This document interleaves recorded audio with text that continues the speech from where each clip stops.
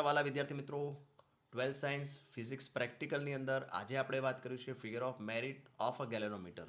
એટલે કે actually sir figure of merit એટલે થાય શું? ગેલેનોમીટરની અંદર એક કાપા દીઠ મળતા પ્રવાહને ફિગર ઓફ મેરિટ કહેવામાં આવે છે. તો આ ફિગર ઓફ મેરિટ માટે કેટલી વસ્તુની જરૂર છે તો આપણે એક સર્કિટ ડાયાગ્રામ આપ્યો છે, ચેક કરી લઈએ. તો આ સર્કિટ ડાયાગ્રામમાં એક બેટરી છે, એક રિયોસ્ટેટ રેઝિસ્ટન્સ બોક્સ છે. આ રેઝિસ્ટન્સ બોક્સ મોટું હોય ટૂંકમાં. આ રેઝિસ્ટન્સ બોક્સ સાથે શ્રેણીમાં ગેલેનોમીટર જોડેલું છે. ત્યારબાદ એને કી સાથે જોડી અને સર્કિટ પૂર્ણ કરી છે. હવે ઉપરની સર્કિટ જોઈએ. ગેલેનોમીટરને સમાંતર શન્ટ અવરોધ જોડેલો છે અને શન્ટ અવરોધ સાથે એક કી 2 જોડેલ છે. તો આ થઈ ગઈ સર્કિટ ડાયાગ્રામ. આ સર્કિટ ડાયાગ્રામને આપણે અહીંયા જોડવાનો ટ્રાય કરીએ. તો અહીંયા આગળ કેવી રીતે જોડીશું? ગેલેનોમીટરના નેગેટિવ છેડાને રેઝિસ્ટન્સ બોક્સ સાથે જોડો. રેઝિસ્ટન્સ બોક્સના એક છેડાને બેટરીના નેગેટિવ ટર્મિનલ સાથે જોડો. બેટરીના પોઝિટિવ ટર્મિનલને કી સાથે જોડો. કીના એક છેડાને ગેલેનોમીટરના પોઝિટિવ ટર્મિનલ સાથે જોડો. તો તમે જો કેવી સર્કિટ થઈ ગઈ. જો આ થઈ ગઈ આખી સર્કિટ દેખાઈશ. જો આ સર્કિટ આપણી કમ્પ્લીટ થઈ ગઈ. એટલે કે ટૂંકમાં આ સર્કિટ. હવે શન્ટ અવરોધને ગેલેનોમીટર સાથે સમાંતરમાં જોડવું છે. તો શન્ટ અવરોધ આ છે. આ શન્ટ અવરોધને ગેલેનોમીટર સાથે સમાંતરમાં. તો એક છેડો અહીંયા જોડી દો, આ છેડો અહીંયા જોડી દો, આ છેડો જે છે પાછો અહીંયા જોડી દો. થઈ ગયું સમાંતર જોડાણ. હા સર. તો આ સર્કિટ થઈ ગઈ તમારી કમ્પ્લીટ. હવે પ્રયોગ કેવી રીતે કરવાનો છે?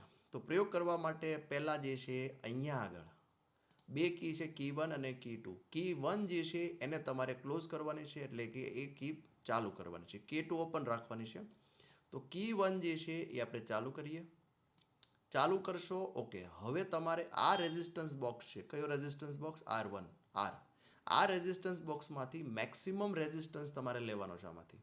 જેથી શું થાય તો કે આ જે ગેલેનોમીટર જે છે એ પૂર્ણ આવર્તન બતાવે. તો આમાંથી આપણે 1000 પસંદ કરીએ. કોઈ પણ લઈ શકો, 500 લઈ શકો તમે, ત્યારબાદ 2000 લઈ શકો. અહીંયા આવર્તન જોશો તમે, કોઈ પણ આવર્તન લઈ શકો. અહીંયા આપણે 1000 નક્કી કરીએ. ચલો.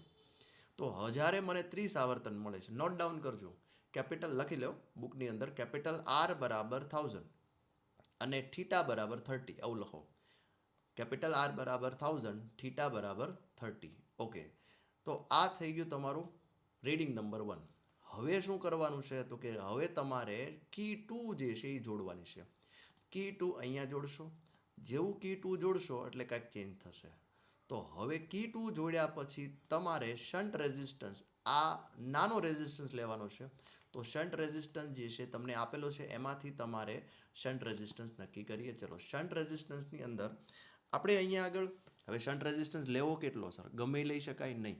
તમને જે પહેલાં આવર્તન બતાવતું હતું 30નું અડધું આવર્તન થાય એવો શન્ટ રેઝિસ્ટન્સ લેવાનો. ધારો કે મેં 50 લીધું તો 14.1 થઈ ગયું. નહીં, મારે 15 લાવવું છે. મારે કેટલું લાવવું છે? 15 આવર્તન. તો હવે આમાંથી શન્ટ રેઝિસ્ટન્સમાંથી કયા રેઝિસ્ટન્સને કોમ્બિનેશન જે છે એ 50 થઈ શકે, 15 થઈ શકે? તો ચલો ટ્રાય કરીએ. આમાંથી આપણે લઈએ કે એક 50 લઈ લઈએ. ચલો સર. પછી એક 2 લઈ લઈએ અને 5 લઈ લઈએ અને 2 લઈ લઈએ. એટલે 15.1 સમથિંગ. અથવા તો હજી આમાં વેરાયટી કરી શકાય, પણ નોટ ડાઉન કરો. સ્મોલ રેઝિસ્ટન્સ એટલે કે શન્ટ રેઝિસ્ટન્સ કેટલો લીધો? 50 ને 5 55 અને 2 57. તો લખો S is equal to 57. Note down કરશો. S is equal to 57. Okay. તો આ 57 ટોટલ આપણી પાસે અવલોકનો કેટલા આવ્યા? તો કે પહેલાં આપણે મેઇન રેઝિસ્ટન્સ જે છે 1000 લીધો હતો અને એને અપ્રોપ્રિએટ થીટા 30 મળ્યો હતો. પછી ત્યારબાદ આપણે શન્ટ રેઝિસ્ટન્સ જે છે એ આપણે લીધો 57 અને 57થી આપણને રીડિંગ જે છે થીટા બાય 2 એટલે 15.1 એટલે થીટા બાય 2 મળ્યું. આટલા રીડિંગ થઈ ગયા. હા. હવે કેલ્ક્યુલેશન કેવી રીતે કરવાનું છે એ સમજીએ.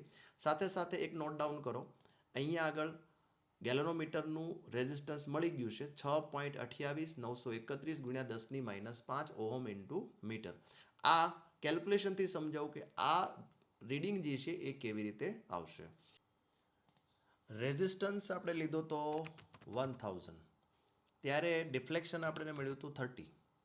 શન્ટ રેઝિસ્ટન્સ આપણે લીધો 57, 50, પછી ત્યારબાદ 5 + 2 57. અને ત્યારબાદ હાફ ડિફ્લેક્શન જે છે એ તમને મળ્યું હતું 15.1, એટલે અડધું ડિફ્લેક્શન થયું ને આનું. હા, હવે તો અહીંયા તમારે ગેલેનોમીટરનો અવરોધ જોઈએ છે, તો આર એટલે કે 1057 ઉપર ગુણાકાર કરો, નીચે સરવાળો કરો. ચલો પ્રયત્ન કરો. તો આનો આન્સર તમારો આવશે 53.92. 53.92. ચલો આ નોટ ડાઉન કરો, એટલે કે ગેલેનોમીટરનો અવરોધ તમને મળી ગયો છે 53.92 ઓહમ. ચલો ફાઇનલી હવે ફિગર ઓફ મેરિટ આપણે ફાઇન્ડ કરીએ. ફિગર ઓફ મેરિટ મેં તમને કીધું ગેલેનોમીટરની અંદર એક કાપા દીઠ મળતો પ્રવાહ એને કહેવાય ફિગર ઓફ મેરિટ. તો રેઝિસ્ટન્સ આપણે લીધો તો સાહેબ 1000 અને ડિફ્લેક્શન કેટલું થયું હતું તો કે 30નું. ઓકે, તો 30નું ડિફ્લેક્શન થયું. તો હવે તમારે એટલે બેટરી, સપોઝ ધારો કે બેટરી 2 વોલ્ટની હોય તો 2 લખી નાખો. આર જે છે એ લખી નાખો 1000. કેપિટલ જી જે છે એ આપણે આગળ મેળવી લીધું 53.92 લખો અને થીટા 30 લખો. તો તમારો આન્સર જે છે કંઈક આવશે 6.30 ઇન્ટુ 10⁵ ઇન્ટુ 10⁵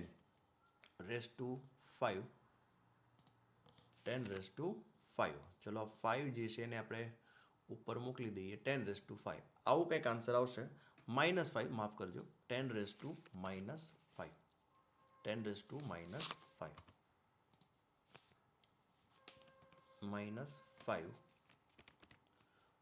તો આ થઈ ગયો તમારો પ્રેક્ટિકલ પૂરો. કેવો લાગ્યો પ્રેક્ટિકલ? નવા પ્રેક્ટિકલ જોવા માટે સબસ્ક્રાઇબ કરી રાખો અને લાઈક કરી લાગતા ઓળખતા મિત્રોને પણ શેર કરજો. Bye bye, C you.